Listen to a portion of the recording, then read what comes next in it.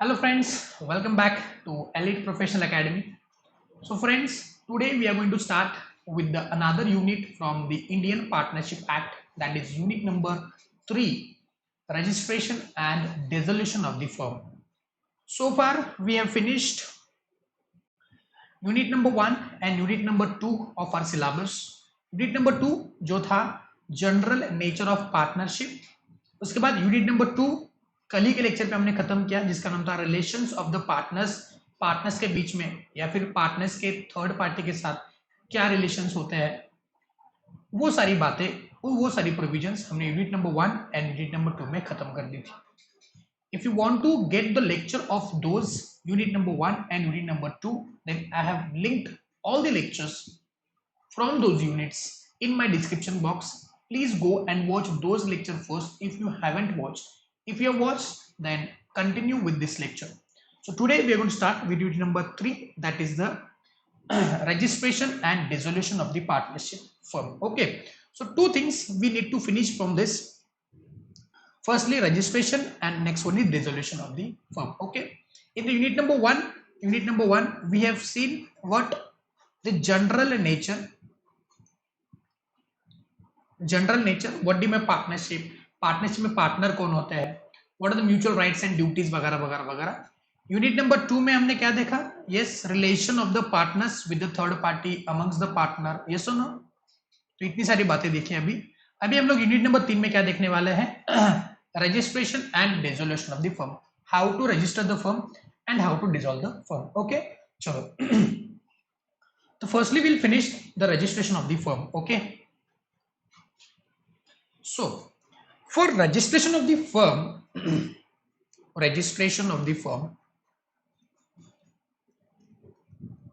we need to understand that whether it is required to register the firm or it is not required to register the firm, whether it is mandatory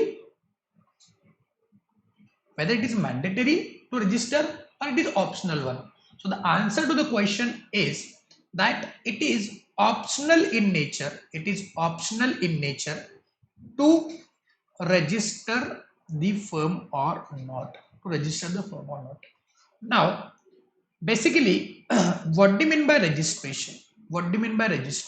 Okay, registration मतलब हमारा जो business होता है, कोई भी business हो, भले वो प्रोप्राइटरी हो, भले वो पार्टनरशिप फर्म हो, भले वो एलएलपी हो या फिर कंपनी हो, उसका एक अथॉरिटी के अंदर जाके उसको अपने बिजनेस का अस्तित्व जताना.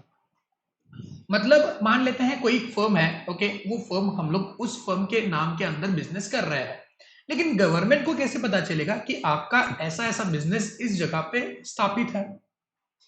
How government will come to know? तो गवर्नमेंट के नजरिए में अगर मान लो आपको एक स्टेटस लेके आना है कि हाँ हमारा बिजनेस यहाँ पे चल रहा है, इसकी जानकारी अगर गवर्नमेंट को आपको देनी है तो आपको ड्यूली उसको गवर्नमेंट के रिकॉर्ड्स में रजिस्टर करना पड़ता है. कि जाके आप गवर्नमेंट को बोलोगे कि हाँ देखो इस जगह पे हमारा बिजनेस है, इसका ओनर मैं हूं, इसके पार्टनर्स हम सब मिलके हैं, जो भी है, ठीक है. तो गवर्नमेंट के रिकॉर्ड्स में रजिस्ट्रेशन यानी कि क्या? गवर्नमेंट के रिकॉर्ड्स में. किसके रिकॉर्ड्स में? गवर्नमेंट के रिकॉर्ड्स में आपके बिजनेस का एक स्टेटस लेके आना कि जी हाँ हमारा बिजनेस यहाँ पे चल रहा है. इसको बोलते हैं क्या? रजिस्ट्रेशन, या फिर इसको बोलते हैं रजिस्ट्री. जैसे फॉर एग्जांपल मान लो आप कोई प्रॉपर्टी वगैरह खरीदी बिक्री करते हो, तो क्या उस केस में आप अपने नाम पे उस प्रॉपर्टी का रजिस्ट्री करवाते हो? जी हाँ, उसका रजिस्ट्री तो जरूर करवाते हो. कि मान लो कि ए ने बी से प्रॉपर्टी खरीदी किया. अब पहले प्रॉपर्टी जो थी वो ए के नाम पे थी, अब क्या वो प्रॉपर्टी बी के नाम पे जानी चाहिए? यस और नो? तो आप क्या करते हो? गवर्नमेंट के ऑफिस में जाते हो, उसको बोलते हैं रजिस्ट्रार ऑफिस, सब रजिस्टर ऑफिस वगैरह बोलते हैं ना. तो आप वहां पे जाते हो और फिर वहां पे आप सारे डॉक्यूमेंट वगैरह लेके जाते हो, सेल डीड, आपका आधार कार्ड, पैन कार्ड, फिर वो आपका फोटो वगैरह खींचते. अगर कभी गए हो प्रॉपर्टी के डीलिंग के मामले में तो आपको पता चलेगा. तो फिर क्या हो जाता है? बी के नाम से मान लो ये प्रॉपर्टी कार्ड है या फिर आपका 7/12 जो भी बोलता है उसको, तो जो भी प्रॉपर्टी कार्ड है यहाँ पे मान लो प्रॉपर्टी का डिस्क्रिप्शन होता है और ओनर करके किसका नाम लिखा जाता है? ए का नाम लिखा जाता है. तो गवर्नमेंट क्या करता है? यहाँ से नाम हटा के किसका नाम लिखता है? बी का नाम लिखता है. क्लियर है? तो आपने उस प्रॉपर्टी का रजिस्ट्री करवाया. रजिस्ट्रेशन करवाया आपके नाम पे। तो वैसे ही किसी बिजनेस का अगर आपको रजिस्ट्रेशन करवाना है तो बटॉबिस कहाँ पे जाना पड़ेगा? गवर्नमेंट के ऑफिस में जाना पड़ेगा। ये सुनो, तो गवर्नमेंट के ऑफिस में जाके आप क्या करते हो? गवर्नमेंट को बोलते हो कि देखो गवर्नमेंट, हमने ऐसा ऐसा बिजनेस चालू किया है, प्रोप्राइटर पार्टनरशिप जो भी हो, ठीक है ना। अब प्रोप्राइटरी हो या पार्टनरशिप हो, जैसे कि मैंने बोला कि यहाँ पे उसको रजिस्ट्री करवाना जरूरी नहीं है, it is optional work. It is optional work, आप रजिस्ट्री करवाओ या ना करवाओ, लेकिन जहां पे एलएलपी या कंपनी आएगी वहां पे रजिस्ट्रेशन करना जरूरी है। हम लोग सीखेंगे एलएलपी एंड कंपनीज एक्ट, ठीक है। चलो, सो सर ये रजिस्ट्री करवाना किसके पास होता है? आपने बोला कि गवर्नमेंट के ऑफिस में जाना पड़ता है, लेकिन कौन से गवर्नमेंट ऑफिस में जाए? तो बच्चों, हर एक ऑर्गेनाइजेशन के लिए, हर एक बिजनेस के लिए एक अलग अलग डिपार्टमेंट खोल के रखा है गवर्नमेंट ने। किसी भी ऑफिस में मत घुस जाओ। चलो ग्राम पंचायत में चले गए, वहां पे रजिस्टर करवाया, चलो हम जिला परिषद चले गए, चलो हम लोग महानगर पालिका चले गए। ऐसे नहीं होता है। हर एक ऑर्गेनाइजेशन के लिए गवर्नमेंट का अपना अपना एक क्या होता है बोलो, एक डिपार्टमेंट होता है। उस डिपार्टमेंट में जाके आपको वो डॉक्यूमेंट सबमिट करने पड़ते हैं। फॉर एग्जाम्पल, अगर मान लो मैं कंपनी की बात करूंगा तो कंपनी के पास अपने पास आरओसी है। आरओसी यानी कि रजिस्ट्रार ऑफ कंपनीज, देखेंगे कंपनी एक्ट में, तो उसके पास जाके रजिस्ट्री करवाना पड़ता है। वही अगर मान लो मैं फर्म की बात करता हूं, पार्टनरशिप फर्म की बात करता हूं, तो आपको जाना पड़ता है आरओएफ के पास। Now what is ROF? ROF यानी कि रजिस्ट्रार ऑफ फर्म। रजिस्ट्रार है, रजिस्टर नहीं, registrar, registrar of firm, registrar of firm, निबंधक बोलते हैं उसको मराठी में। रजिस्ट्रार मतलब निबंधक, निबंधक, निबंधक यानी कि जो निबंध लिखता है वो नहीं, निबंधक यानी कि जो नोटिंग करवाता है कि आप जाएंगे सारे पार्टनर्स के सारे डॉक्यूमेंट, जो डॉक्यूमेंट्स है देख लेंगे, डॉक्यूमेंट्स वगैरह लेके जाएंगे, जिस जगह पे आपका बिजनेस है उसका एक प्रूफ लेके जाएंगे और गवर्नमेंट को बोलेंगे देखो गवर्नमेंट, देखो रजिस्ट्रार है ना, क्योंकि फर्म के लिए रजिस्टर पे आना पड़ेगा, फर्म के लिए आरओसी के पास जाना जरूरी नहीं है। तो हम लोग क्या करेंगे, फर्म के पास जाएंगे और फर्म के पास जाके हम लोग क्या करेंगे, रजिस्ट्रार के पास जाके क्या करेंगे बोलो, डॉक्यूमेंट सबमिट करेंगे। और रजिस्ट्रार हमको क्या देगा बोलो, एक सर्टिफिकेट देगा कि हाँ आपका जो आपका जो बिजनेस है, आपका जो फर्म है वो रजिस्टर हो गया है। क्लियर है? तो आपको कहाँ पे जाना पड़ेगा बोलो, अगर आपकी फर्म है तो आपको जाना पड़ेगा रजिस्ट्रार ऑफ फर्म। किसके पास जाना पड़ेगा? Registrar of firm. चलो अब डिटेल में देखते हैं कि रजिस्ट्रेशन करवाते कैसे है। अब तक हमने क्या पढ़ा कि रजिस्ट्रेशन क्या होता है, क्या मैंडेटरी होता है, किसके पास जाना पड़ता है। तो अभी देखेंगे क्या बोलो कि रजिस्ट्रेशन कैसे करवाते हैं या फिर डॉक्यूमेंट क्या क्या सबमिट करने पड़ते हैं। चलो तो देखो यहाँ पे एक बंदा, देखो मैंने इमेज डाली हुई है, एक बंदा है जो कुछ लिख रहा है और यहाँ पे देखो आरएफ खड़ा है, वो देख रहा है कि क्या क्या डॉक्यूमेंट सबमिट कर रहा है। क्लियर है? ये पार्टनरशिप फर्म के पार्टनर है, एक पार्टनर है यहाँ पे और भी बहुत सारे पार्टनर मिलके जाएंगे। क्लियर है? चलो, so application for the registration, section 58 deals with how to apply for the registration of the firm. Now, the registration of the firm may be effected at any time by sending by post or delivering it the registrar the area in which the place of the business of the firm is situated or proposed to be situated, a statement in the prescribed form and accompanied by prescribed fees stating. Now, what do you mean by this? यहाँ पे पहली बात यह है कि registration of the firm में B affected, मतलब किया जा सकता है, पार्टनरशिप फर्म का रजिस्ट्रेशन किया जा सकता है at any time. At any time, याद रखना इस बात को, very important thing, this is the first thing, at any time. ठीक है? बाय सेंडिंग, कैसे? By sending post or delivering to the registrar, by sending post or delivering, ये रहा दूसरा पॉइंट, ये भी दूसरा point. Okay, or delivering of the area in which any place of business of the firm is situated. Okay, place of business of the firm is situated or proposed to be situated. Okay, ये हो गया तीसरा point जो आपने याद रखना है। ठीक है, तीसरा पॉइंट जो आपने याद रखना है। चौथा point, a statement in the prescribed form, statement in the prescribed form and the prescribed fees stating, ये नीचे वाली बात है, ये रहा फोर्थ पॉइंट। सो चार बातें आपने याद रखनी है with respect to the registration of the firm. Okay, पहली बात यहां पे लिखता हूं, चलो, एट एनी टाइम का मतलब क्या होता है? एट एनी टाइम का मतलब क्या होता है? Okay, we will thoroughly analyse this कि what do mean by at any time. Any time का मतलब क्या होता है? चलो मान लेते हैं मैंने एक पार्टनरशिप फर्म चालू की थी 1/1/2020, 1/1/2020, ठीक है? तो क्या इट इज मैंडेटरी दैट 1/1/2020 पे ही मैं उसको रजिस्टर करवाऊं? क्या मैंडेटरी है? क्या मैं उसको लेटर डेट पे, मान लेते हैं कि मैंने 1/1/2000 2023, क्या इस दिन पे रजिस्ट्रेशन करवा सकता हूं? मैंने पार्टनरशिप तो खोला था 1/1/2020, सब मिलके आए थे और मैंने 1/1/2020 को पार्टनरशिप चालू किया था। क्या मैं 1/1/2023 को पार्टनरशिप रजिस्टर करवा सकता हूं? तो एट एनी टाइम का मतलब होता है आप कभी भी कर सकते हो। ये रहा आपका कमेंसमेंट, ये आपका कमेंसमेंट। तो कमेंसमेंट कभी भी हो, आप रजिस्ट्रेशन अपने मन से कभी भी कर सकते हो, कभी भी। आप कमेंसमेंट के दिन पे भी कर सकते हो या फिर उसके लैटर डेट पे भी कर सकते हो। क्लियर है? कुछ समझे नहीं समझे? पक्का? तो एट एनी टाइम का मतलब क्या होता है? एनी टाइम का मतलब ऑन कमेंसमेंट, मतलब जब आपने चालू किया तब। On commencement, on commencement. और हम लोग बोलेंगे क्या? बोलो on any later date, on any later date, कभी भी ऑन एनी लेटर डेट आप क्या कर सकते हो? रजिस्ट्रेशन करवा सकते हो। It is not mandatory that आपने उसी दिन पे, जब आपने पार्टनरशिप चालू की थी उसी दिन पे आपने रजिस्टर करवाना है। आप किसी भी दिन पे पार्टनरशिप फर्म का रजिस्ट्री करवा सकते हो। तो इसका मतलब है एट एनी डेट। सो जो मैंने ऑप्शनल का पॉइंट आपको बोला था वो यहां से निकल के आ रहा है कि जब पार्टनरशिप फॉर्म बनाते हो तो उस टाइम पे आपको रजिस्ट्री करवाना है, ये जरूरी नहीं है, इट इज ऑप्शनल वन। ठीक है, तो यहाँ पे हम बोलेंगे optional one, optional, optional to register or not. Clear है? पक्का? दूसरी बात by sending, by post or delivery. Now what do mean by this? By sending, by post or delivery. Sending by post का मतलब होता है कि आप आरओएफ के ऑफिस में, आरओएफ मतलब रजिस्ट्रार ऑफ फर्म, क्या बोलो? Registrar of firm. तो रजिस्ट्रार ऑफ फर्म के ऑफिस में आप सारे डॉक्यूमेंट एक लिफाफे में डाल के भेज सकते हो, ठीक है, कि उसको डॉक्यूमेंट मिल जाए, या फिर आप उसको डिलीवरी कर सकते हो। डिलीवरी कैसे करेंगे? By hand delivery. तो डिलीवरी का मतलब यहाँ पे होता है, बोलो हैंड डिलीवरी। ओके, आपने अपने हाथों से डॉक्यूमेंट जाके उसके ऑफिस में सबमिट कर दिया। हो सकता है ना, मान लेते हैं कि रजिस्ट्रार का ऑफिस मेरे ऑफिस के बराबर बगल में है, तो बगल में क्या पोस्ट से भेजूंगा? मैं डायरेक्ट जाके भेज सकता हूँ ना। चलो मान लेते किसी और जगह पे है, तो क्या उसी और जगह पे मैं जाके नहीं दे सकता? क्या जरूर दे सकता हूँ, मुझको पोस्ट पे भरोसा नहीं है। तो आप क्या कर सकते हो? पोस्ट से भी डॉक्यूमेंट को डिलीवर कर सकते हो, या फिर आप क्या कर सकते हो? उसको हैंड डिलीवरी भी कर सकते हो। तो कैसे करेंगे बोलो? एक तो पोस्ट से भेजेंगे सारे डॉक्यूमेंट्स, या फिर क्या करेंगे? उसको हैंड डिलीवरी भी कर सकते हैं। ये रहा दूसरा पॉइंट। अब आ गया तीसरा पॉइंट। अब कौन से रजिस्टर ऑफिस, ये ऑफिस होता कहां पे? Where is the register office? Registrar of the firms का ऑफिस किधर है? तो यहाँ पे रजिस्ट्रार ऑफ फर्म्स का ऑफिस हर जगह के लिए अलग अलग माना जाता है, ठीक है ना। अगर आपको देखना है, सो महाराष्ट्र के लिए अपने पास ये 4 रजिस्ट्रार के ऑफिस है जहां पे आप क्या कर सकते हो? डॉक्यूमेंट सबमिट कर सकते हो।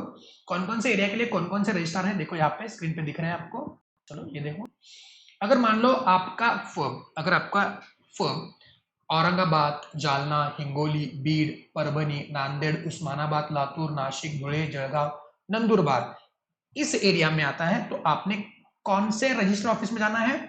Assistant registrar of firms, Aurangabad office number 101, Siddharth arcade, Vedant Nagar, in front of MTDC holiday camp, station road, Aurangabad. मतलब औरंगाबाद, जालना, हिंगोली, बीड, परभणी, नांदेड़, उस्मानाबाद, लातूर, नाशिक, धुळे, जळगाव, इन सब एरिया के जो फर्म्स है उनको अगर अपनी फर्म को रजिस्टर करवाना है तो वो लोग औरंगाबाद में जो रजिस्टर ऑफ फर्म्स का ऑफिस है वहां पे जाएंगे। क्लियर है? वही सेम नागपुर, अमरावती, बुल्ढाना, ये वाले लोग कहां पे जाएंगे बोलो? नागपुर के आरओएफ के ऑफिस में जाएंगे, रजिस्टर ऑफ फर्म्स के ऑफिस में जाएंगे। वही अगर पुणे, सतारा, सांगली, कोल्हापुर, सोलापुर, अहमदनगर, मतलब अपने एरिया के अगर लोग कोई है तो उनको अपना फर्म रजिस्टर करवाना है। मान लो कि कोल्हापुर का कोई फर्म है, सतारा का कोई फर्म है, सांगली का कोई फर्म है, ठीक है, या फिर पुणे का कोई फर्म है, तो उनको कहां पे जाना पड़ेगा? Assistant registrar of firms, Pune, survey number 4730, Saraswati Parvati Bhavan, second floor, behind Lokesh hotel, Aryaneshwar corner, Pune, Satara road, Pune, phone number 100। Clear है? अगर कोकण के कोई लोग हैं, मुंबई, कोकण भाग जो बोलते हैं उसको, मुंबई, ठाणे, रत्नागिरी, रायगढ़, सिंधुदुर्ग, उन मुंबई के रजिस्टर ऑफ फर्म में जाना है। तो महाराष्ट्र में, ओके, सो महाराष्ट्र में अपने पास कितने आरओएफ है? तो महाराष्ट्र में अपने पास 4 आरओएफ है, तो 4 आरओएफ। पर्टिकुलर एरिया के लोग उसी ऑफिस में जाएंगे। तो इसलिए आपने बोला है दैट कौन से रजिस्टर में जाना है, कौन से ऑफिस में डॉक्यूमेंट डिलीवर करना है? The area in which any place of business of the firm is situated, जहां पे आपका फर्म ऑलरेडी है, जिसको रजिस्टर नहीं करवाया है, तो वहां के लोग उस एरिया का जो आरएफ है उसके ऑफिस में जाएंगे। फॉर एग्जांपल मान लो कि पुणे में कोई फर्म है, ठीक है ना, पुणे में कोई फर्म है जो 1/1/2020 को रजिस्टर हुई थी और आज का दिन है मान लो 1/1/2023, तो ऑलरेडी कोई फर्म है जिनका ऑफिस पुणे में है, तो वो लोग पुणे के आरओएफ में जाएंगे। समझे नहीं समझे? अगर मान लो मुंबई में कोई नया फर्म बनाना चाहता है, तो मुंबई का नया फर्म जो प्रपोज बिजनेस है, यहाँ पे बोला इसलिए कि एग्जिस्टिंग प्लेस ऑफ बिजनेस है जहां पे सिचुएटेड है, तो उस आरओएफ में जाएंगे। अगर प्रपोज्ड प्लेस ऑफ बिजनेस है, मतलब अभी फर्म चालू नहीं हुई है, प्रपोज्ड है, तो जहाँ पे प्रपोज टू बी सिचुएटेड है, तो अगर मान लो मुंबई में आप शुरू करना चाहते हो, तो मुंबई के आरओएफ में जाएंगे। सिर्फ सतारा, औरंगाबाद, रत्नागिरी, यहाँ के लोग उस रिस्पेक्टिव आरओएफ के ऑफिस में जाके अपना फर्म रजिस्टर करवाएंगे। क्लियर है? पक्का? अब डॉक्यूमेंट कौन कौन से देने हैं नीचे आएंगे। क्लियर है? एक अपने स्टेटमेंट इन प्रिस्क्राइब फॉर्म। ना what is this prescribe form? आरओएफ क्या करेंगे बोलो, एक फॉर्म देंगे जिस फॉर्म को आपको भरना है। जैसे आप एडमिशन लेते हो कॉलेज में, तो उस टाइम पे आपको एक फॉर्म दिया जाता है, तो वो फॉर्म भर के आपको फिल करना है ना, तो वैसे ही आरओएफ का आपको क्या देता है बोलो, फॉर्म देता है जिस फॉर्म को अपने भरना है। आजकल तो ऑनलाइन हो चुका है, सब ऑनलाइन भरेंगे और फिजिकल फॉर्म के डॉक्यूमेंट वहां पे सबमिट करने पड़ते हैं। तो ऑनलाइन फॉर्म भरना है आपने, और वो फॉर्म भर के आपको क्या करना पड़ता है, आपकी फर्म को रजिस्टर करवाना पड़ता है। वो फॉर्म किसके पास जाएगा? अपने रजिस्टर ऑफ फर्म के पास जाएगा, अलॉन्ग विथ प्रिस्क्राइब फीस। फोकट में थोड़ी ना होता है, कुछ फीस देना पड़ता है ना, तो वो फीस देंगे आप। अब फीस डिपेंड कैसे करता है? फीस डिपेंड करता है आपने कब अपनी फर्म को रजिस्टर करवाया है। अगर मान लो आपने लगेज, मतलब आपने बिजनेस चालू किया, फर्म चालू किया और लगेज आप रजिस्टर करवाना चाहते हो, तो आपको फीस कम लगेगा। अगर मान लो कुछ समय बाद, 1 साल के बाद, 2 साल के बाद, 3 साल के बाद, उसके स्लैब है, 3 साल के बाद करोगे तो इतना भरना पड़ेगा लेट फीस के साथ, 4 साल, 5 साल, 10 साल के बाद करेंगे तो इतना फी देना पड़ेगा। तो फी में वेरिएट। ओके, स्टेटिंग दैट, अब उस फॉर्म में क्या क्या बातें आनी चाहिए। ओके, चलो आपको अगर देखना है फॉर्म कौन सा होता है, तो यहाँ पे देखो। तो ये रहा फॉर्म जो आपने भरना है। अभी ऑनलाइन फॉर्म में आता है, ठीक है ना, फिजिकली भी भर सकते हो, लेकिन आजकल ऑनलाइन सब बातें चलती है। तो ये कुछ फॉर्म का प्रो फॉर्मा है कि किस प्रकार से फॉर्म होता है। तो देखो, schedule, registration number, date of registration, form A, application for registration of the, दिख रहा है ना, form A, application for registration of the firm. We the undersign being partners, मतलब जो नीचे साइन कर रहे हैं, वी द अंडरसाइन, अंडरसाइन मतलब कि नीचे जो साइन कर रहे हैं, being partner, as a partner, hereby apply for registration as a firm, firm के नाम के, फर्म के स्टेटस के लिए अप्लाई कर रहे हैं, and for the purpose of supply the following particulars pursuant to section number 58। ये सुन, देखो क्या यहाँ पे सेक्शन नंबर 58 लिख रहा है आपको।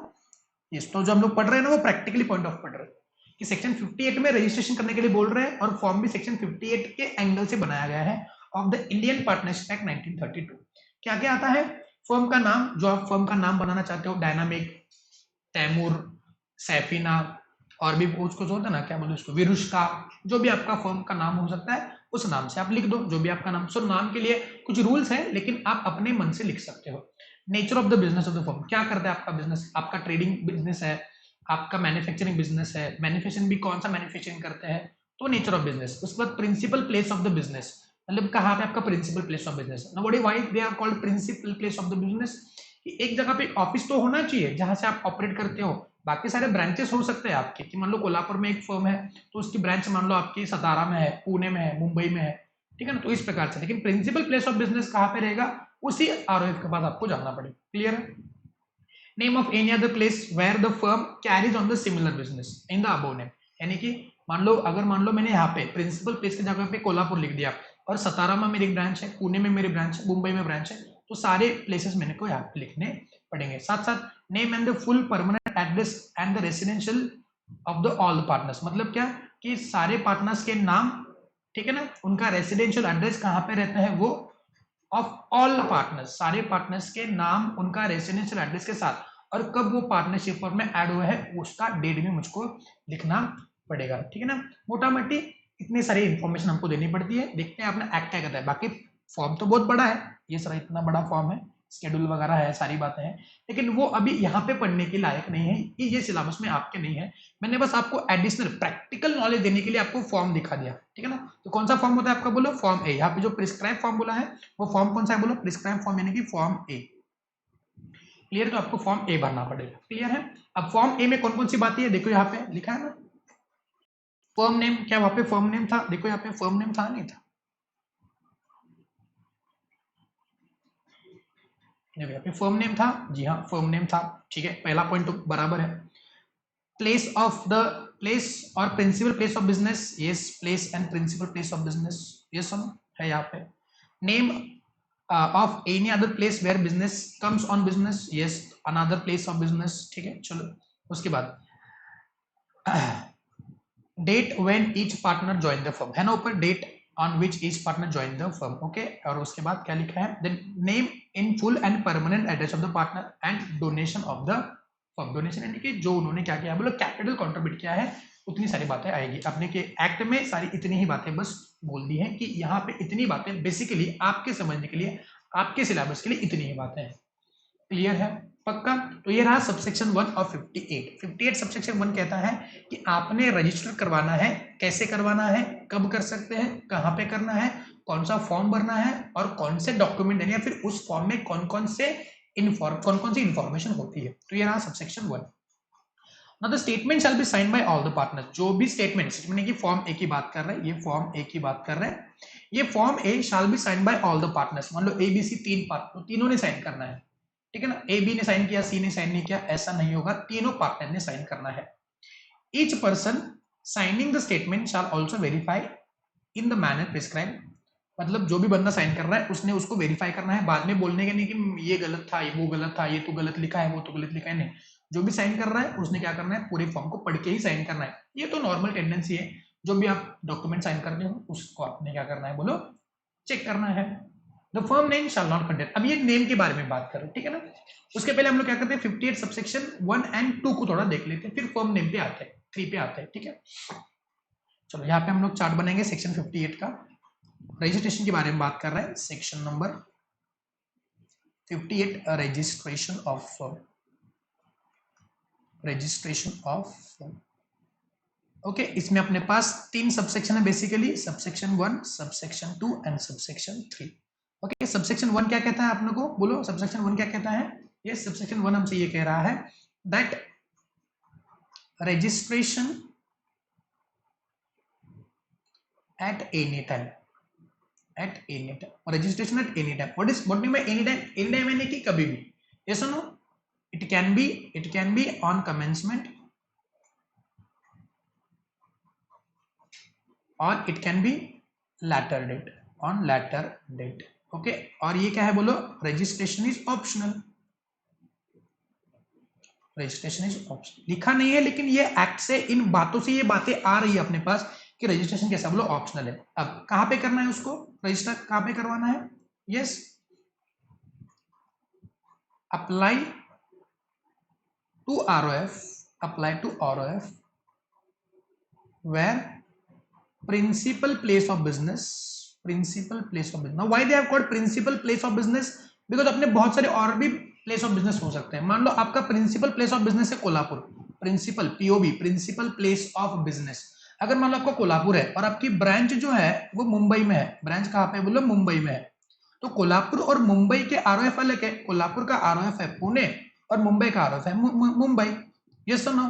तो आपने कहां पे अप्लाई करना है, मुंबई आरओएफ में अप्लाई करना है या फिर पुणे आरओएफ में अप्लाई करना है, कौन से आरओएफ में अप्लाई करेंगे, तो आप अप्लाई करना है कहां पे, बोलो पुणे आरओएफ। व्हाई, बिकॉज आपका प्रिंसिपल प्लेस ऑफ बिजनेस कहां पे, बोलो बोलो ना कहां पे है, कोल्हापुर में है। और कोल्हापुर का आरएफ कौन सा है, बोलो कोल्हापुर का आरएफ है अपना पुणे, तो पुणे में अप्लाई करना। तो इसलिए वर्डिंग कैसा है, जहां पे principal place of business situated है या फिर प्रपोज्ड है, या फिर कैसा है, बोलो प्रपोज्ड है या फिर प्रपोज्ड है। ऑलरेडी कोई बिजनेस है तो उस जहां पे ऑलरेडी बिजनेस आपका सिचुएटेड है वहां के आरोप में अप्लाई करना, या फिर आप करना चाहते हो तो जिस जगह पे करना चाहते हो उस जगह का आरोप ढूंढो और वहां पे अप्लाई कर दो, ठीक है। चलो और क्या बात निकल के आती है, आपने डॉक्यूमेंट जो सबमिट करने हैं वो कौन सा सबमिट करना है, आपने फॉर्म नंबर ए सबमिट करना है, फॉर्म नंबर ए सबमिट करना है। और फॉर्म नंबर ए में कौन कौन सी बातें होती है बताएंगे। पहला नेम ऑफ फर्म, उसके बाद नेम ऑफ पार्टनर्स। चलो हम लोग समझने के लिए name of firm and name of partners, address of firm that is a principal place of business POB and address of partners, जो कौन सा बोलो रेसिडेंशियल। ठीक है, देखो कैसे याद रहेगा, name name address address, name name address address, name of firm name of partners, address of firm it is a place of business, principal place of business, and address of partners जो कि residential है। Clear है पक्का। और हम लोग क्या करेंगे बोलो, nature of business, nature of business. Clear है पक्का। तो हम लोग क्या करेंगे बोलो, name of firm name of partners कैसे याद रखेंगे, फॉर्म ए में कौन कौन सी बातें होती है, name of firm name of partners, address of firm that is the principal place of business, and address of all partners that is residential address, and nature of the business. And last में हम लोग क्या देंगे बोलो, capital contribution, initial capital contribution कितना है, capital contribution and date of admission, date of admission कब वो पार्टनरशिप में पार्टनर हो गए हैं। देखना ये एग्जाम में आया हुआ है, this exam question, so market is important, कौन कौन से हमको डॉक्यूमेंट दे देने हैं। तो name of firm name of partners, एक बार वापस, name of firm name of partners, address of firm that is a principal place of business, address of all partner that is a residential. उसके बाद हम लोग क्या देंगे, nature of the business, then capital contribution by partners and date of admission as a partner। Clear है, वापस name of firm name of partners, address of firm address of partners, nature of business of partnership firm, capital contribution and date of admission to the partnership firm. तो ये सारी जो points है, ये सारे points आपने याद रखने हैं। दैट फॉर्म ए जो आपका रजिस्ट्रेशन का फॉर्म है, उसके साथ साथ आपने इतनी सारी बातें लिखनी है। अब मैंने फॉर्म ए क्यों लिखवा के दिया है, एक्ट में तो प्रिस्क्राइब फॉर्म बोला है, जो बच्चे मेरे से नहीं पढ़ेंगे वो क्या करेंगे, बस प्रिस्क्राइब फॉर्म लिख के आएंगे। लेकिन जो अभी मेरे आप ईपीएंस हो, तो ईपीएंस क्या लिखेंगे बोलो, फॉर्म ए। वाई, बिकॉज मैंने आपको बताया है कि फॉर्म ए लिखना, that will add the weight to your answer. क्योंकि बाकी के बच्चों के पेपर में बस प्रिस्क्राइब फॉर्म आएगा, लेकिन हम लोग क्या करेंगे, उनको क्या करेंगे बोलो, फॉर्म ए लिखेंगे। क्योंकि एग्जामिनर को हमको बोलना है कि देखो एग्जामिनर, मुझको पता है कि कौन सा फॉर्म भरना है, बिकॉज हमने जाके गूगल पे चेक किया है कि कौन सा फॉर्म भरना है, प्रैक्टिकली कौन सा फॉर्म भरा जाता है। क्लियर है पक्का। तो ये हो गया आपका क्या बोलो, फॉर्म कौन सा और उसमें क्या क्या बातें होनी चाहिए। साथ साथ जो डॉक्यूमेंट्स होते हैं, Aadhaar card pan card of all partners, residential, अभी एड्रेस पे दे दिया, लेकिन एड्रेस बराबर है या नहीं है, उसके लिए आधार कार्ड वगैरह देना पड़ेगा ना। तो डॉक्यूमेंट जो हमने सबमिट करने हैं, ओके, सबमिट करने हैं register documents submission. Document submission कैसे करेंगे बोलो, एक तो बाय पोस्ट और बाय डिलीवरी, ये तो हमने देख लिया था। क्लियर है, बाय पोस्ट और बाय डिलीवरी हम लोग क्या कर सकते हैं बोलो, बाय डिलीवरी हम लोग क्या कर सकते हैं, उन डॉक्यूमेंट को सबमिट कर सकते हैं। कौन सा वाला, फॉर्म ए, अगर फिजिकल फॉर्म में भरा है तो, और साथ साथ बाकी सारे डॉक्यूमेंट्स। क्लियर है, Aadhaar card pan card of all partners, जैसे कि इलेक्ट्रिसिटी बिल होता है, रेंट एग्रीमेंट होता है, या फिर कोई प्रॉपर्टी अगर आप ही के नाम पे है तो प्रॉपर्टी जिस जगह पे आपने शुरू किया है, वो सारी बातें हम लोग क्या करेंगे बोलो, सबमिट कर देंगे। ठीक है ना, ये लिखा है क्या बोलो सबसेक्शन 1 में। Oh my God, so subsection 1 में इतनी बातें लिखी है क्या, जी हाँ इतनी बातें लिखी है। सबसेक्शन 2 में क्या बता रहे हैं ये लोग, सबसेक्शन 2 में क्या बता रहे हैं, that each partner signing the statement shall verify the manner, यानी कि सबसेक्शन 2 में बोला है all forms and documents shall be verified and signed by by all partners, सारे पार्टनर्स ने उसको वेरीफाई करके चेक करके साइन भी करना है। किसी एक पार्टनर की सिग्नेचर वहां पे नहीं है तो वो वैलिड माना नहीं जाएगा। Now third point is giving the provisions with respect to the name of the firm.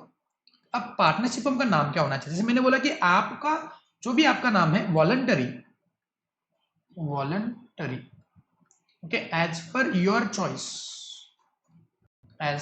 Choice हो सकता है, subject to what is subject to यानी कि कुछ रूल फॉलो करने के बाद आप अपना नाम रख सकते हो।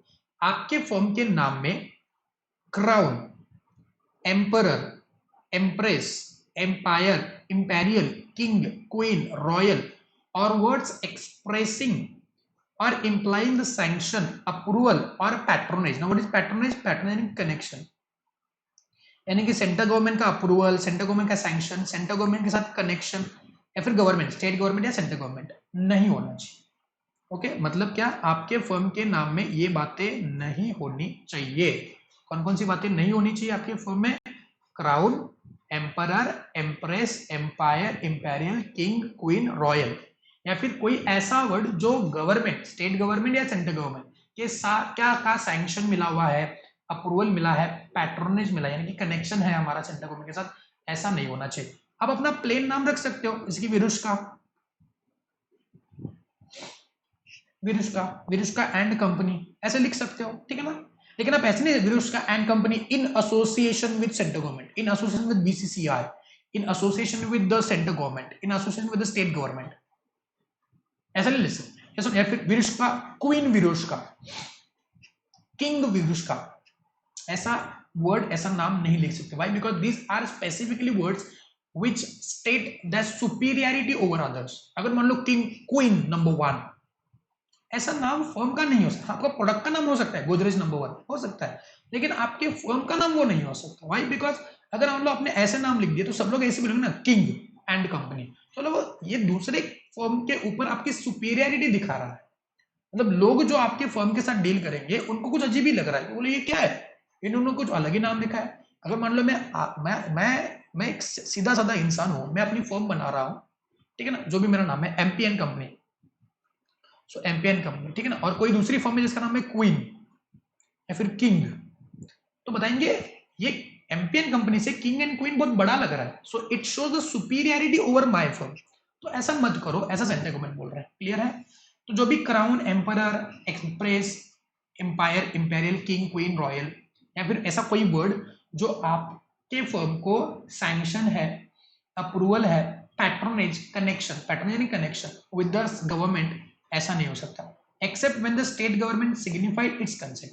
अगर आपको ऐसे वर्ड इस्तेमाल करना है तो आपने क्या करना है, बोलो स्टेट गवर्नमेंट से परमिशन लेनी है। अब यहाँ पे सेंट्रल गवर्नमेंट नहीं बोला है, यहाँ पे सेंट्रल गवर्नमेंट नहीं बोला है। Now why they have only stated state government, why not central government? Because हर एक स्टेट का पार्टनरशिप को गवर्न करने का तरीका अलग अलग होता है। एक्ट तो एक ही है, इंडियन पार्टनरशिप एक्ट, लेकिन हर एक स्टेट के पास ये पावर दिया है कि वो गवर्न कर सकता है। तो इसीलिए यहाँ पे स्टेट गवर्नमेंट का परमिशन ले लो, और अगर उन्होंने बोला कि हाँ आप ये नाम लिख सकते हो, तो वो नाम आप वहां पे कोट कर सकते हो। तो यहाँ पे देखो सबसेक्शन 3 में क्या बोला है, सबसेक्शन 3 में what they have said, that subject to name shall not contain, name shall not contain the words such as, कौन कौन से वर्ड, किंग, आपको जो याद आ रहे वो लिखो, किंग, क्वीन, रॉयल, या फिर हम लिख क्राउन, एम्परर, एम्प्रेस, या फिर और which shows sanction, approval or patronage। what is patronage? connection, connection of any government। Firms यहाँ पे लिखेंगे, एक्सेप्शन अभी again exception, firms may use the name, may use above words with the sanction of, या फिर prior sanction, firms में use with the prior, prior यानी कि पहले सैंक्शन लेना चाहिए, prior, prior, prior approval of state government, state government specifically बोला है तो हम लोग स्टेट गवर्नमेंट ही लिखेंगे, क्लियर है, पक्का जैसे। चलो ये काम करेंगे, सेक्शन नंबर 58 को लिख देंगे, फिर हम एक बार वापस उसको रिवाइज भी करते हैं, ठीक है। चलो ये सेक्शन, पहले सेक्शन 58 लिखेंगे, 1 2 3 लिखेंगे, फिर 1 2 3 पॉइंट में एक एक सबसेक्शन 1 को खत्म करेंगे, फिर 2 को खत्म करेंगे, फिर 3 को खत्म करेंगे, लिखना ऐसा है आपने, ठीक है। चलो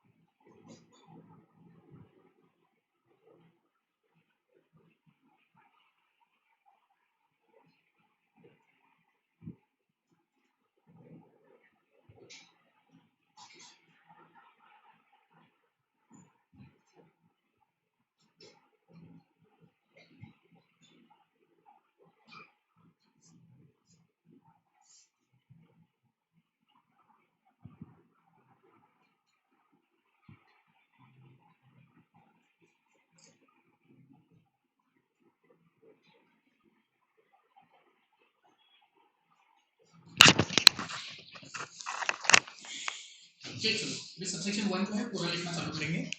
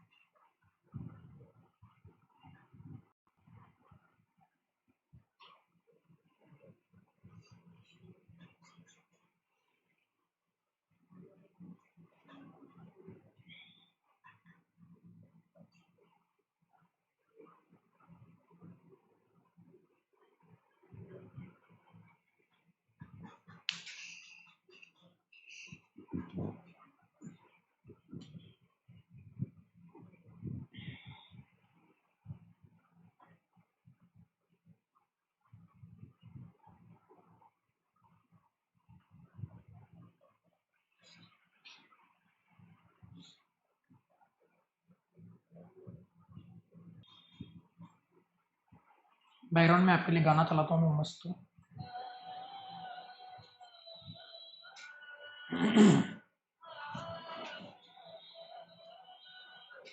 ये हो गया तो ये नीचे लिखिए।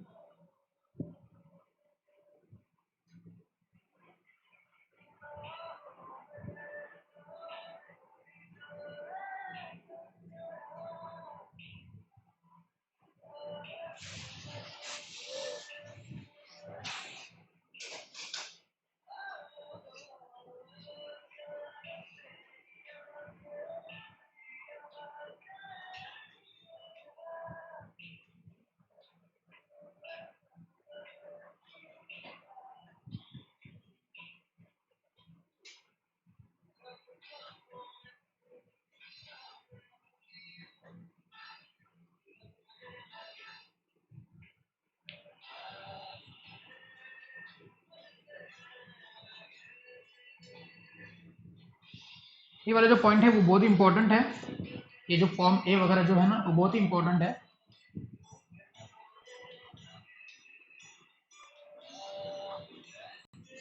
ये बाकी के लोग नहीं लिखेंगे, एग्जाम में अगर आया आपको तो आपने जरूर इस फॉर्म का नंबर नाम लिखना है, बिकॉज एक्ट में आपको बस प्रिस्क्राइब दिया हुआ है जो मैंने ऑलरेडी डिस्कस किया है आपसे। ठीक है,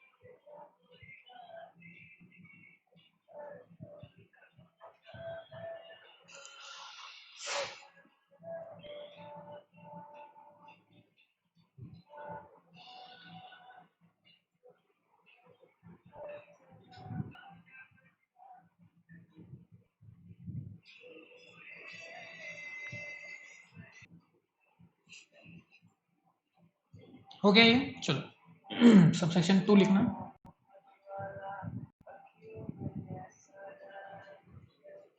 सबसेक्शन 1 हो गया आपका लिख के। चलो तो अभी सबसेक्शन 2 लिखना चालू करेंगे। छोटा सेक्शन है।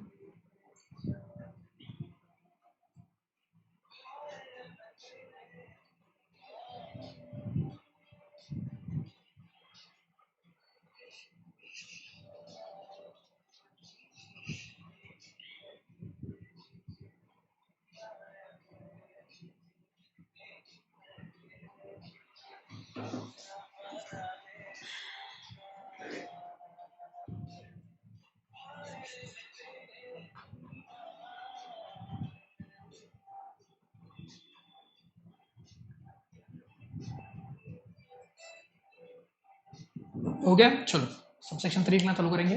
वेरी इंपॉर्टेंट, मार्क करना इसको, मार्क इज वेरी इंपॉर्टेंट।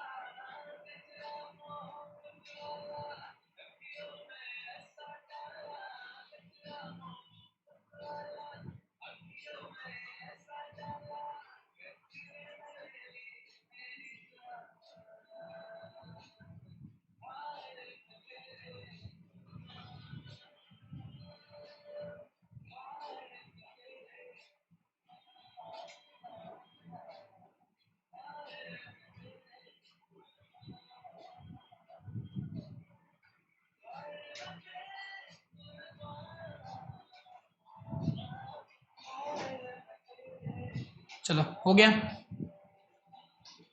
और जल्दी और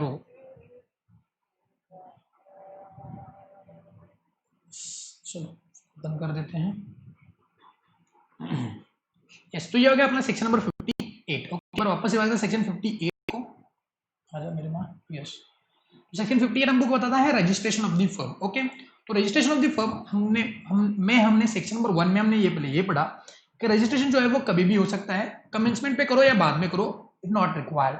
उसके बाद देखा कि रजिस्ट्रेशन जो है वो ऑप्शनल है, अप्लाई करना पड़ता है जहां पे आपका प्रिंसिपल प्लेस ऑफ बिजनेस है। महाराष्ट्र में 4 प्लेस आरएफ है, वो भी हमने आपको बताया था। नॉलेज पॉइंट ऑफ व्यू आप लिख सकते हो यहाँ पे, इन महाराष्ट्र, नोट करके नीचे लोगों, नोट करके नोट लिखो मेरे साथ ही जो मैं लिख रहा हूं अभी। In Maharashtra, M capital, in Maharashtra there are 4 ROFs, that is a registrar of firms. Okay, one is in Aurangabad. Okay, दूसरा कहाँ पे था रे? दूसरा हम लिखते हैं, जो पता है वो लिखते हैं मुंबई, उसके बाद अब पुणे। ओके, और पुणे था, औरंगाबाद हो गया, तो कहाँ पे था?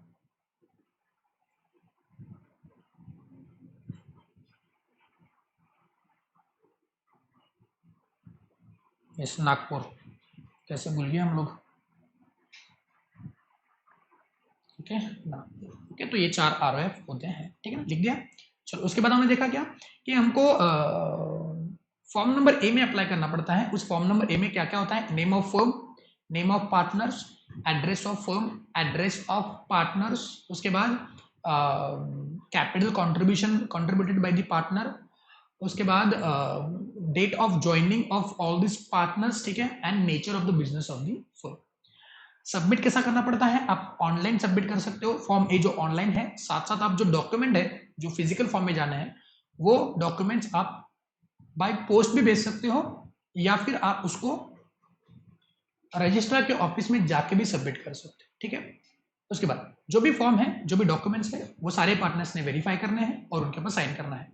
And subsection 3 name of the firm की बात कर रहा है। नेम आप अपना हिसाब से अपने टेस्ट एंड प्रेफरेंस के हिसाब से लगा सकते हो, लेकिन उसमें क्या क्या नहीं होना चाहिए, उसमें king, queen, royal, crown, emperor, empress, ऐसे वाले वर्ड्स या फिर कुछ ऐसे वर्ड्स जो sanction, approval and patronage with the government दिखाए, ऐसा वर्ड नहीं होना चाहिए आपके नाम में। हाँ, आप ये सारे वर्ड्स वगैरह इस्तेमाल कर सकते हो, बट उसके लिए आपको प्रायर अप्रूवल ऑफ गवर्नमेंट, जो कि सेंट्रल गवर्नमेंट है, उस सॉरी स्टेट गवर्नमेंट है, उसका लेना जरूरी है। क्लियर है? तो ये रहा आपका सेक्शन नंबर 58, जो भी उसका एनालिसिस है, मार्केट एज होमवर्क जरूर पढ़ना है आपने घर पे। ओके, चलो अब सेक्शन 58 में हमने क्या कर दिया, बोलो सेक्शन 58 में हमने अप्लाई कैसे करना है, कहां पे करना है, किस मुताबिक करेंगे वो देख लिया। अब देखते हैं सेक्शन 59, छोटा सेक्शन है, देख लेते हैं। When the registrar is satisfied that provision of section 58 have been complied with, यानी कि सेक्शन 58 के अंदर जितने भी रिक्वायरमेंट्स है for registration of any firm, अगर वो पूरे हो गए हैं, इसकी फॉर्म ए भर दिया आपने, फॉर्म ए में सारी बातें बराबर है और उसको जेन्युइन भी लगता है कि हाँ ये फर्म बराबर है, सारे डॉक्यूमेंट्स बराबर से आए हैं, फीस वगैरह उन्होंने दे दिया है, प्रॉपरली भर दिया है, तो रजिस्ट्रार क्या करेगा, he shall record an entry of a statement, यानी कि आपने जो फॉर्म दिया है वो अपने रिकॉर्ड्स में उसकी एंट्री करवाएगा, उसका काम ही होता है ना एंट्री करवाएगा, called register of firms and shall file the statement. मतलब रजिस्टर के पास अब आप क्या करेंगे, अप्लाई करेंगे, फर्म जो रहेगी वो क्या करेगी, बोलो फर्म अप्लाई करेगी, किसको अप्लाई करेगी, ROF को, कौन से फॉर्म में, फॉर्म नंबर ए में, ठीक है ना। फिर RF क्या करेगा, उसको चेक करेगा, ओके चेक करेगा, अगर उसको चेक एंड अगर उसको लगा कि correct, and if found correct under section 58, क्योंकि 58 में अप्लाई किया ना, तो वो क्या करेगा, बोलो he will record in his register of firm, यानी कि उसके पास मान लेते हैं कि पुणे आरओसी है, ठीक है, पूरे ROF है, सॉरी पुणे ROF है, तो पुणे ROF के पास क्या होता है, एक रजिस्टर होता है, जिस रजिस्टर में उसके पास 1 2 3 4 एंड सो ऑन ऐसे करके फर्म्स के नाम होते हैं, जो उसने लिखे हुए रहते हैं कि इस दिन पे ये फर्म रजिस्टर हुई, इसके ये पार्टनर्स थे वगैरह वगैरह, सारी बातें, तो उसके पास जो रजिस्टर है उसमें आपके फर्म का नाम ऐड वो कर देगा, अगर उसको लगा कि सेक्शन 58 के अंदर जितने रिक्वायरमेंट है वो फुलफिल हो गए हैं और प्रॉपरली उसको उसने क्या किया, बोलो सारे डॉक्यूमेंट्स भर दिए हैं, तो वो क्या करेगा, अपने रजिस्टर ऑफ फर्म्स में उसका नाम, आपका नाम, आपकी फर्म का नाम लिख देगा और आपको क्या करेगा, एक स्टेटमेंट दे देगा। What is statement? Statement is nothing but certificate of registration,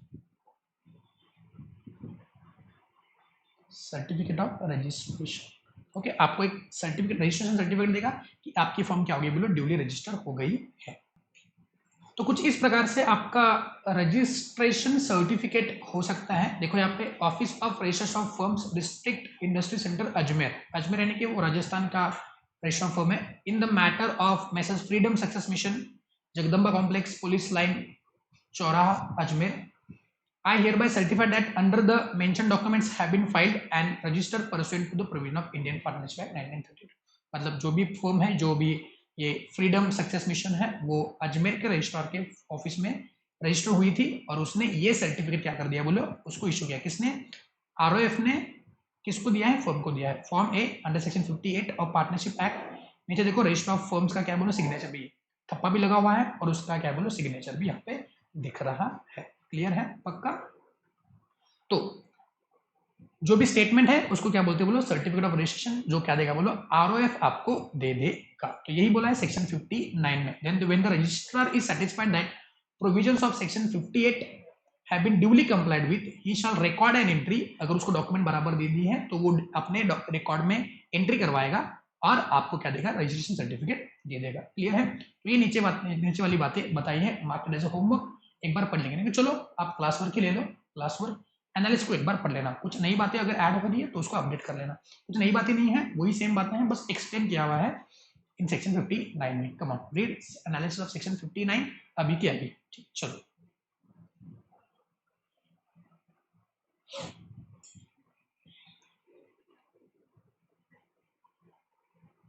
साथ साथ ये भी लिख देना, क्लास वर्क ये भी है, ओके 59A1 ये भी पढ़ लेना।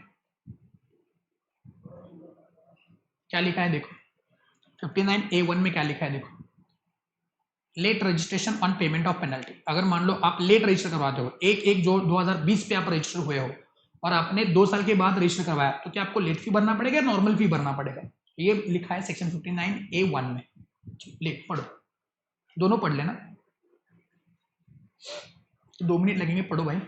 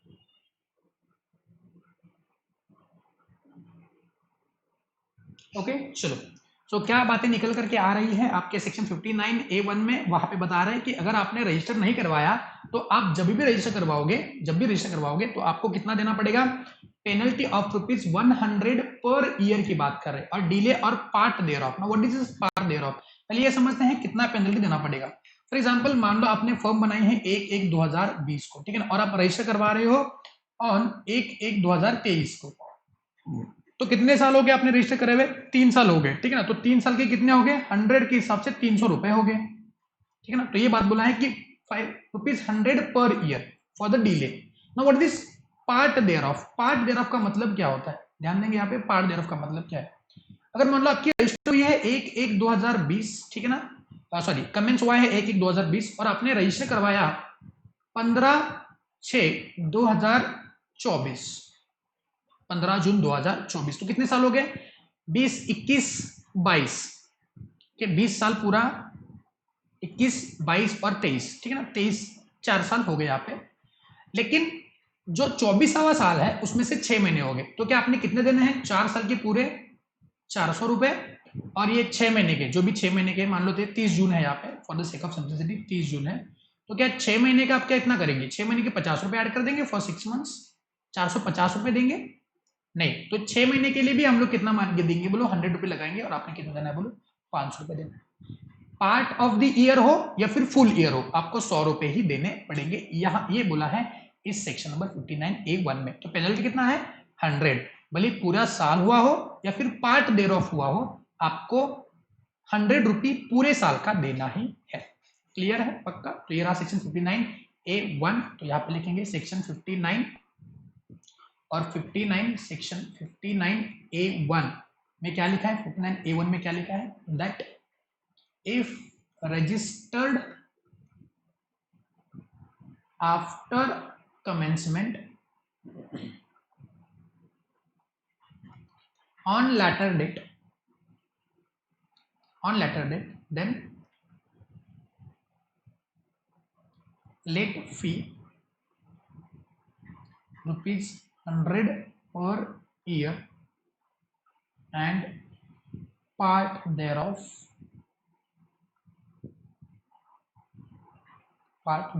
ओके। अब यहाँ पे पेनल्टी वर्ड इस्तेमाल किया है, वो फीस इस्तेमाल किया है, चलो यहाँ पे वर्ड पेनल्टी इस्तेमाल किया है, पेनल्टी और फीस में भी फर्क है, ओके। लेट पेनल्टी देखेंगे बाद में, पेनल्टी और फीस में क्या फर्क होता है, ठीक है। चलो इतना लिख दो अभी, कमा।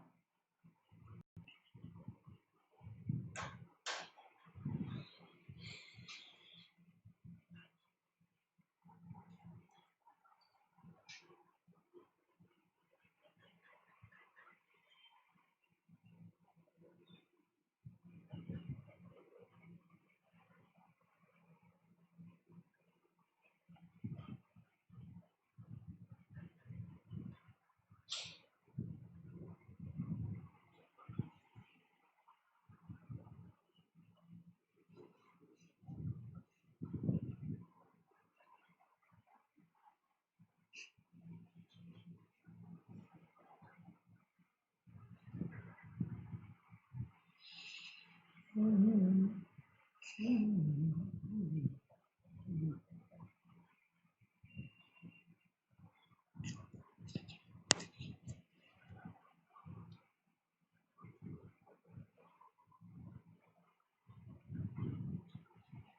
साइड में साइड लिखना, सेक्शन 59 और सेक्शन 59A1 दोनों साइड साइड में लिखना, ठीक है, ताकि वो आपको बराबर से समझे। 59A1।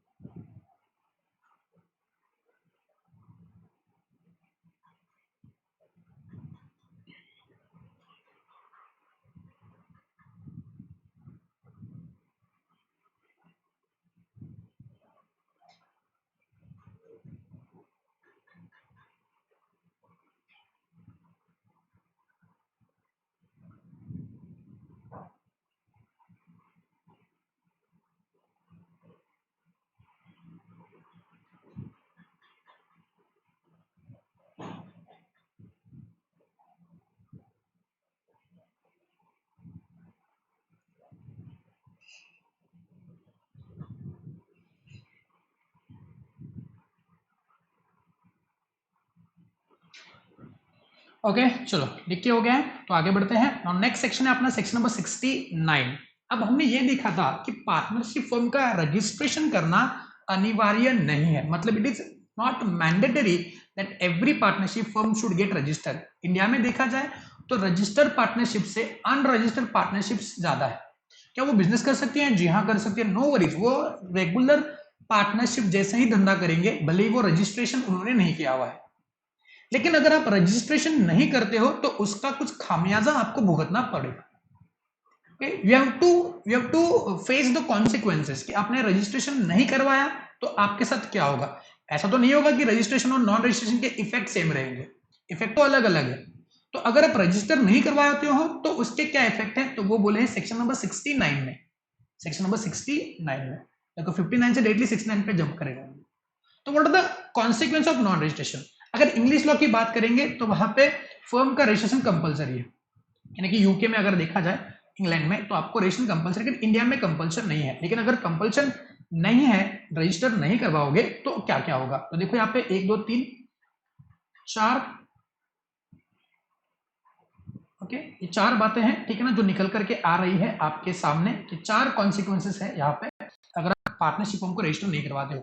पहला कॉन्सिक्वेंस है, बोलो, no suit in civil court by the firm और अदर को पार्टनर्स अगेंस्ट थर्ड पार्टी। मतलब ये क्या कह रहे हैं कि कोई पार्टनर जो है या फर्म हो और पार्टनर हो, वो क्या नहीं कर सकते, थर्ड पार्टी जो भी पार्टनरशिप फर्म से डील कर रही है उसके ऊपर केस फाइल नहीं कर सकती। No case, no civil suit.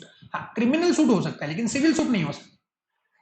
देखो, द फर्म और any other person on it's behalf can not bring an action against third party for the breach of the contract. Oh my God, हमने क्या देखा था, अगर मान लो कोई पार्टी कॉन्ट्रैक्ट का ब्रीच करती है जो कि उनके बीच में बना था, तो जो उसने भी ब्रीच किया है उसके ऊपर जो एग्रीव्ड पार्टी है, ओके, जो भी एग्रीव्ड पार्टी है वो उसके ऊपर केस फाइल कर सकती है। लेकिन यहाँ पे फर्म ने अगर लीगल मैनर में कोई कॉन्ट्रैक्ट एंटर किया है किसी थर्ड पार्टी के साथ, या किसी पार्टनर ने on behalf of firm enter किया है और वो थर्ड पार्टी वो कॉन्ट्रैक्ट परफॉर्म नहीं करना चाहती है, तो फर्म या फिर पार्टनर उस थर्ड पार्टी को एनफोर्स नहीं कर सकती, उसके ऊपर केस फाइल नहीं कर सकती कि आपने ये कॉन्ट्रैक्ट परफॉर्म करना ही है। आगे बढ़ते हैं। Unless the firm is registered and the person suing or have been shown in the register of firms as a partner in the firm. In other words, registered firm can get only right to file suit against the third party. मतलब अगर आपकी firm unregistered है, तो आप क्या नहीं कर सकते, केस फाइल नहीं कर सकते। एग्जांपल के तौर पे यहाँ पे लेते हैं, चलो एक फर्म है Virushka, Virushka and company, Virushka and company unregistered है, क्या है बोलो, अनरजिस्टर्ड है। ओके, उसने एक कॉन्ट्रैक्ट एंटर किया माही एंड कंपनी के साथ, माही एंड कंपनी एक साथ बोलो, माही एंड कंपनी। ओके, कॉन्ट्रैक्ट था फॉर परचेस, कॉन्ट्रैक्ट था for purchase of raw material. अब माही एंड कंपनी ने क्या कर लिया, इससे एडवांस ले लिया, एडवांस ऑफ ₹10,000, ठीक है।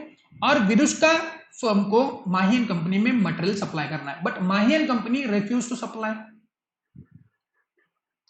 सप्लाई यहां पे नहीं हुआ, सप्लाई यहां पे नहीं हुआ।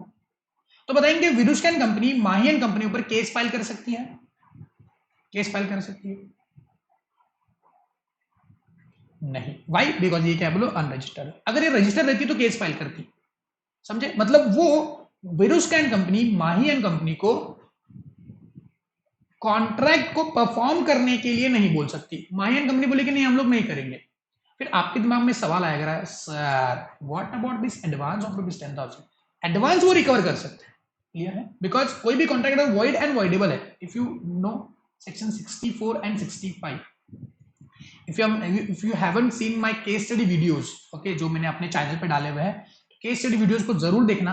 वहां पे मैंने अपने पहले ही केस में सेक्शन 64 और 65 का रेफरेंस देते हुए बताया था कि व्हाट इट टेल्स दैट कोई कॉन्ट्रैक्ट वॉइड या फिर वॉइडेबल होता है, वॉइड या वॉइडेबल होता है, तो उस केस में जो भी बेनिफिट्स रिसीव किए हैं, जो भी बेनिफिट्स है वो आपने क्या करने बोलो, रिटर्न करना है।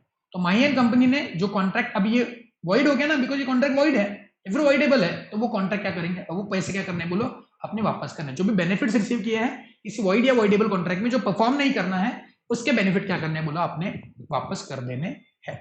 क्लियर है, पक्का? लेकिन Virushka and company Mahi and company के ऊपर केस फाइल नहीं कर सकती फॉर परफॉर्मेंस, क्लियर है?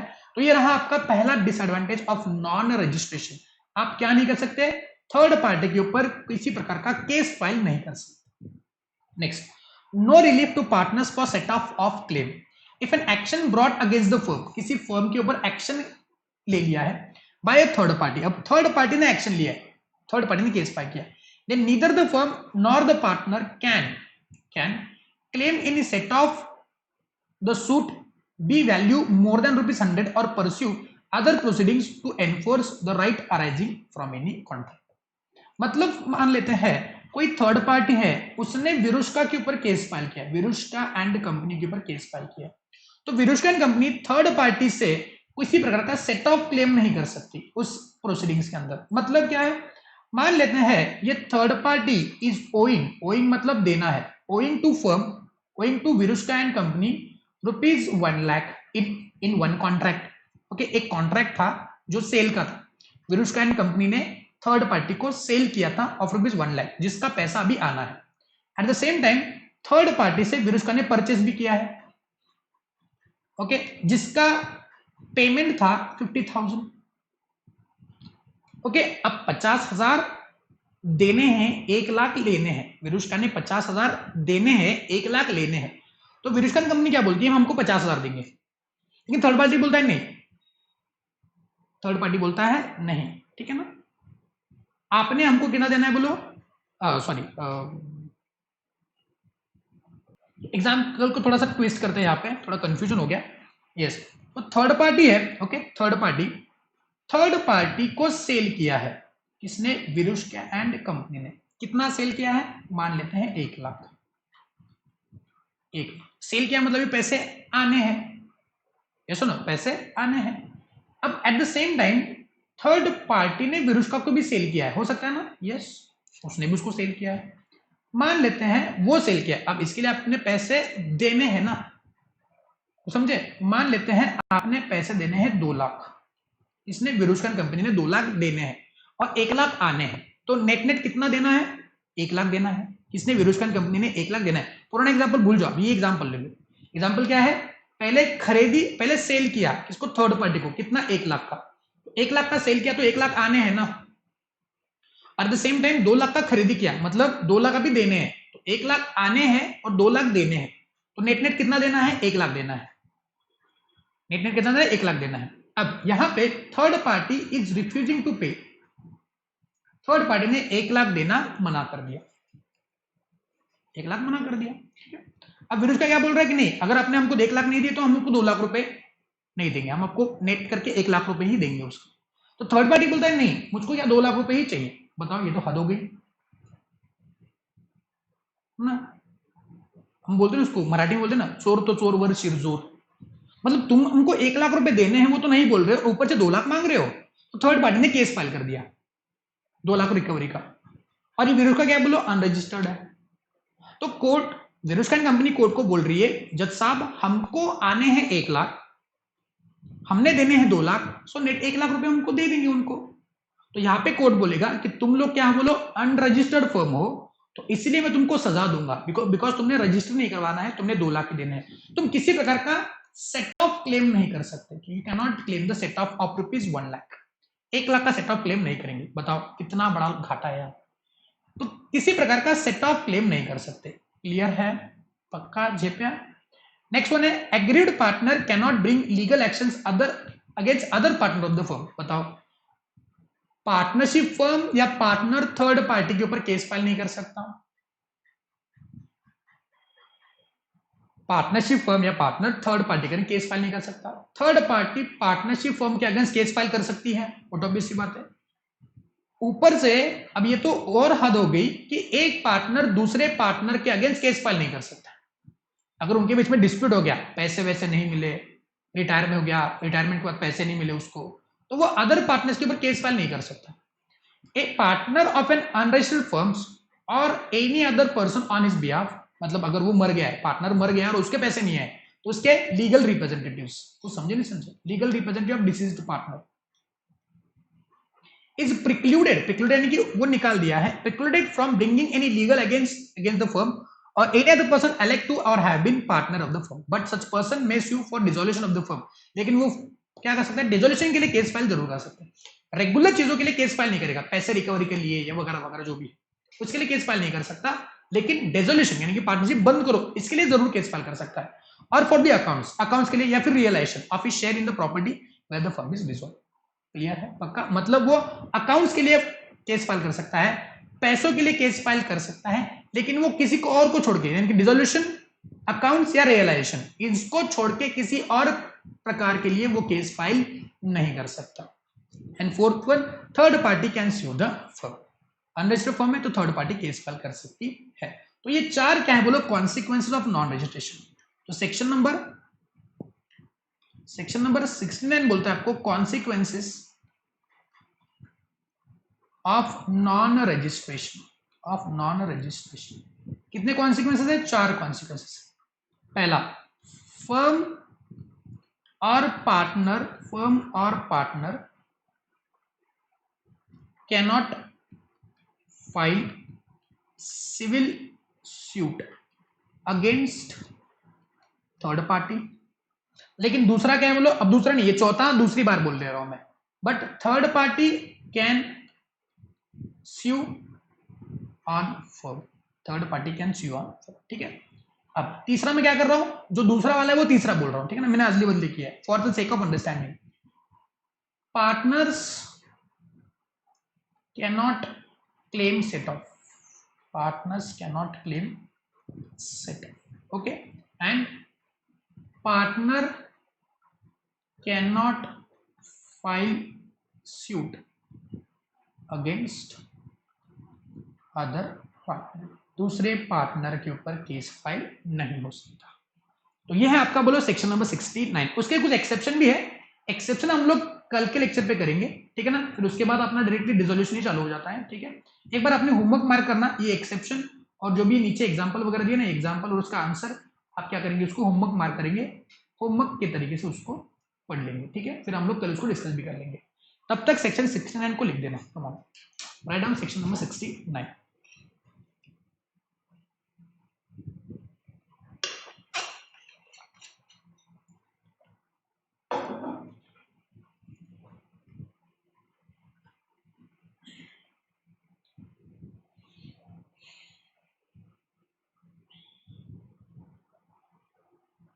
ये भी इंपॉर्टेंट है, ये भी एग्जाम में आया हुआ है, इंपॉर्टेंट। अपना रजिस्ट्रेशन पार्ट खत्म हो गया है, कल से हम लोग देखो यहाँ पे डेजोल्यूशन चालू करने वाले हैं, ठीक है ना। कल हम लोग डेजोल्यूशन चालू करेंगे, वो भी खत्म हो जाएगा, छोटा पॉइंट है, ज़्यादा कुछ दिमाग पड़ी नहीं है।